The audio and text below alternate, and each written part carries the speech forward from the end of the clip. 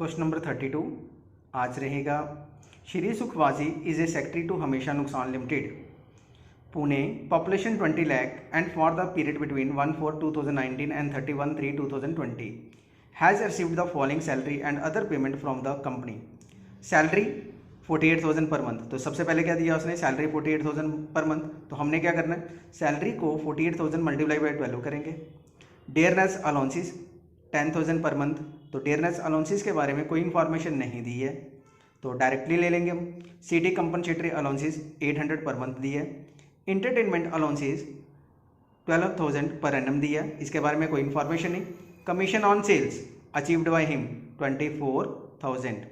Rent free accommodation of the building furnish for which company pay a municipal tax 60,000 per annum and furniture value is 1,20,000। तो हम क्या करेंगे, rent free accommodation के बारे में सबसे लास्ट में करेंगे एडजस्टमेंट। और इससे पहले दिया उसने मेडिकल बिल। तो मेडिकल बिल क्या बोला, treatment taken from the private hospital. जब प्राइवेट हॉस्पिटल से हो तो ये फुली टैक्सेबल होता है। ये क्या होता है, fully taxable. He is provided with A car of 1.8 litre capacity which is partly use for the personal and partly for the employment purpose. So during the car the company incur 24,000 on maintenance of the car. Normal depreciation on the car is 30,000 and driver salary is 12,000 per annum. तो यहाँ पे क्या आ गया, जब big car होगी तो हमने क्या लेना है, 2400 कार का एक्सपेंसिस और 1900 ड्राइवर की salary. As per the agreement his professional tax of 2,000 was paid by the employer. कहता है जो प्रोफेशनल टैक्स है वो हम किसने दिया, एम्प्लॉयर ने 2,000। तो हम क्या करेंगे, प्रोफेशनल टैक्स को भी ऐड करेंगे और बाद में अंडर सेक्शन 16/3 के मुताबिक उसको माइनस कर देंगे। फिर इसके बाद इसने दिया during the year he travel in connection with the job and was paid 16,000 as travelling allowances and 12,000 as daily allowances. कहता है ड्यूरिंग द ईयर, पूरे साल उसने क्या किया, ट्रैवल किया जॉब के मुताबिक, और 16,000 उसको क्या मिला, ट्रैवलिंग अलाउंसेस, और 12,000 क्या मिला उसको, daily allowances. He and his employer contribute 90,000 to each to RPF. कहता है वो और उसके एम्प्लॉयर ने 90,000 आरपीएफ में कंट्रीब्यूट किया। तो हम क्या करते हैं, जो एम्प्लॉयर कंट्रीब्यूट करे उसके ऊपर 12% एग्जम्प्टेड करते हैं, और जो बाकी बचा 12 उसका 90,000 वो हम अंडर सेक्शन 80C के मुताबिक डिडक्ट कर देंगे, क्वालिफाइंग अमाउंट जिसको हम बोलते हैं। फिर इसके बाद during the year he paid 6,450 as life insurance premium to insure the life of his major son. कहता मेजर सन के लिए उसने क्या किया, अपनी लाइफ इंश्योरेंस बेटे की पे की। तो ये भी क्वालिफाइंग अमाउंट में आ जाएगा 6,450। में सैलरी दी है उसने 48,000 per month. That means salary कितनी है, 48,000 पर मंथ। तो हमने क्या किया, 48,000 इंटू 12, हमारे पास इसकी अमाउंट कितनी आ गई, 5,76,000। यहां पे कितनी अमाउंट आ गई, सैलरी 48,000 पर मंथ, 48,000 इंटू 12 किया तो कितनी अमाउंट आ गई, 5,76,000। अब इसके बाद डेयरनेस अलाउंसेस, तो यहां पे क्या दिया उसने, डेयरनेस अलाउंसेस 10,000 पर मंथ। तो हमने क्या किया, 10,000 इंटू 12 1,20,000। अब यहां पे डेयरनेस अलाउंसेस के बारे में कोई इंफॉर्मेशन नहीं दी है, तो हमने सिंपल ले लिया dearness allowances 10,000 per month, 10,000 into 12 1,20,000।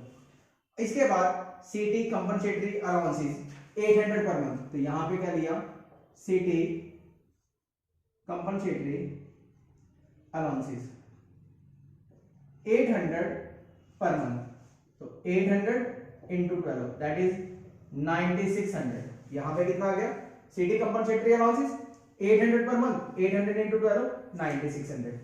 अब इसके बाद एंटरटेनमेंट अलाउंसेस, तो यहां पे क्या लिखा है, एंटरटेनमेंट अलाउंसेस, और यहां पे डायरेक्टली उसने बोला 12,000 पर एनम। जब उसने पर एनम के बारे में बोला तो हमने डायरेक्टली अमाउंट ले ली इसकी। इसके बाद दिया उसने commission on sales, commission on sales rupees 24,000। तो यहां पे कितनी अमाउंट आ गई इसकी, 24,000। अब इसके बाद रेंट फ्री एकोमोडेशन, तो हम इसके बारे में सबसे लास्ट में डिस्कस करेंगे रेंट फ्री एकोमोडेशन के बारे में। फिर इसने दिया medical bill reimbursed by the company, treatment taken from a private hospital rupees 12,000। तो यहां पे क्या आ गया, मेडिकल बिल रुपीज 12,000 रीइंबर्स्ड, लेकिन उसने ट्रीटमेंट कहां से करवाई थी, प्राइवेट हॉस्पिटल। जब प्राइवेट हॉस्पिटल से आ जाए तो वो क्या होता है हमारे पास, टैक्सेबल। अगर वो नोटिफाइड जब गवर्नमेंट अप्रूव्ड हॉस्पिटल से करवाया जाए तो वो एग्जम्प्टेड हो जाता है, लेकिन यहां पे क्या था, प्राइवेट हॉस्पिटल, तो इसलिए यहां पे क्या था, ये फुली टैक्सेबल। ये क्या आ गया हमारे पास, टैक्सेबल, राइट। अब मेडिकल बिल के बाद आ गया he is provided with A car of 1.8 litre, कहता है उसको कार मिली है लेकिन कितने, 1.8 litre capacity, which is partly used for personal and partly used for the employment purpose. During the year company incur 24,000 on maintenance of car. Normal depreciation of the car is 30,000 and the driver salary is 12,000 per annum. It was agreed by the assessing officer that 40% of the car time is used for the personal purpose. कहता है कि वो 40% उसने क्या किया, personal purpose के लिए। अब यहाँ पे 1.8 लीटर, तो यहाँ पे क्या आ गया, यहाँ पे क्या लिखेंगे, कार एक्सपेंसेस। तो ये कार कौन सी है, बिग। जब बिग कार होगी तो क्या लिखेंगे, 2400 पर मंथ। तो हमने क्या लिखा, 2400 इंटू 12। यहां पे अमाउंट कितनी आ जाएगी इसकी, 0 0, 12 4 जा 48, 4 12 2 जा 24, 28,000। एड ड्राइवर सैलरी, ड्राइवर की सैलरी कितनी बताई थी मैंने, 900 पर मंथ। तो यहां पे क्या लिखा हमने, 900 इंटू 12, 0 0, 12 9 जा 108, और यहां पे टोटल आ गया इसका 0 0 6 9 3, 39,600। बाकी एक्सपेंसेस कुछ नहीं आएंगे। यहां पे क्या आएगा, बिग कार के कितना आएगा, 2400 पर मंथ, और ड्राइवर की सैलरी कितनी आएगी, 900 पर मंथ। अब इसके बाद इसने दिया as per the term of the agreement his professional tax और rupees 2000 was paid by the employer. कहता प्रोफेशनल टैक्स दिया, तो यहां पे क्या लिखेंगे, professional tax paid by the employer.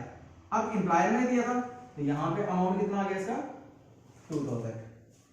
इसके बाद during the year he travel in connection with the job, कहता है पूरे साल में उसने जॉब के लिए ट्रैवलिंग किया और 16,000 एज ट्रैवलिंग अलाउंसेस, उसको ट्रैवलिंग अलाउंसेस कितना मिला, 16,000 एंड 12,000 एज डेली अलाउंसेस। ये फुली एग्जम्प्टेड। अगर जॉब के लिए कोई भी एक्सपेंडिचर मिले और उसको खर्च किया वो फुली एग्जम्प्टेड होता है। तो यहां पे क्या लिखेंगे, ट्रैवलिंग अलाउंसेस, तो यहां पे क्या लिखूंगा मैं, एग्जम्प्टेड, ठीक है। ट्रैवलिंग के साथ उसने कौन सा दिया, दूसरा, एंड डेली अलाउंसेस, ठीक है। अब इसके बाद उसने दिया he and his employer contribute 90,000 per annum each to RPF. तो यहाँ के लिए कितना खर्च कर रहा है, आरपीएफ 90,000 लेस एग्जम्प्टेड। एग्जम्प्टेड कितना आता है, 12% ऑफ सैलरी। अब ये 12% ऑफ सैलरी में क्या क्या आएगा हमारे पास, basic salary plus commission on sales. यहां पे क्या लिखेंगे, 12/100 इंटू 5,76,000 प्लस 24,000। तो यहां पे आ गया 12/100 इंटू 6 लाख, 2020। अमाउंट आ गया इसका 72,000। माइनस किया, इन दोनों का डिफरेंस निकाला, अमाउंट कितनी आ गई यहां पे, 18,000। आरपीएफ में कितना आ गया हमारे पास, 18,000। अब हम बात करेंगे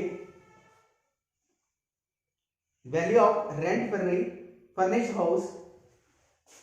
किसकी बात करेंगे, वैल्यू ऑफ रेंट फ्री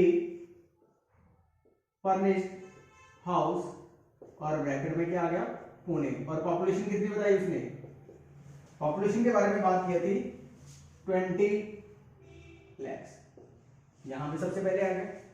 अब हमने क्या करना है, इसकी सबसे पहले क्या निकालनी है, सैलरी। यहां पे क्या लिखा मैंने, सैलरी।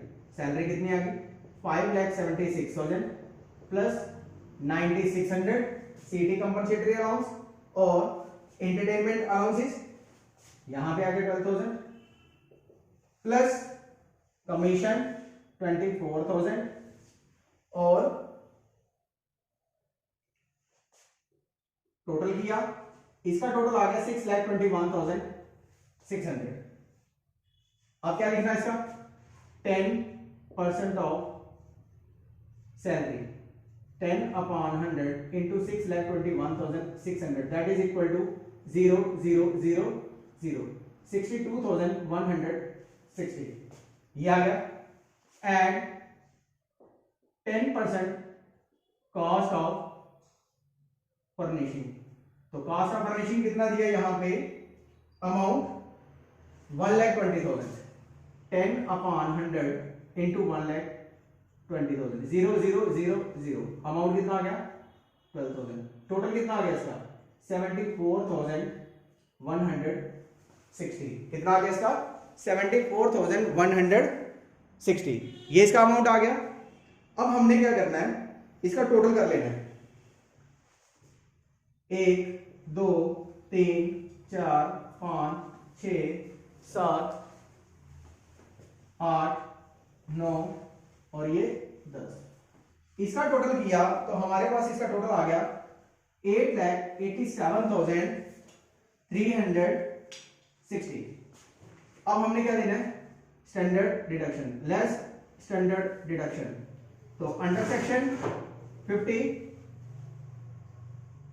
यहां पे अंडर सेक्शन 16/1 यहां पे आ गया हमारे पास 50,000 और under section 16(3) 2,000। Total standard deduction आ गया हमारे पास 52,000 और हमारे पास यहां पे अमाउंट आ गया 360, ये आ गया 5, ये आ गया 3 और ये आ गया 8 less deduction under section 80C।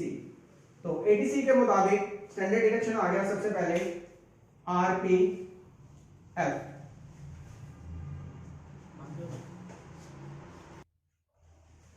यहां पे आ गया RPF, यहां पे ब्रैकेट में मैंने लिख दिया ऑन कंट्रीब्यूशन क्योंकि उसने खुद किया था। अमाउंट आ गया हमारे पास 90,000 और एक सबसे लास्ट में उसने बोला था लाइफ इंश्योरेंस प्रीमियम LIC और ये अमाउंट दिया था 6,450। टोटल किया 9,6,450, ये आ गया हमारे पास 0 1 9 8 3 7, ये आ गया हमारे सेल।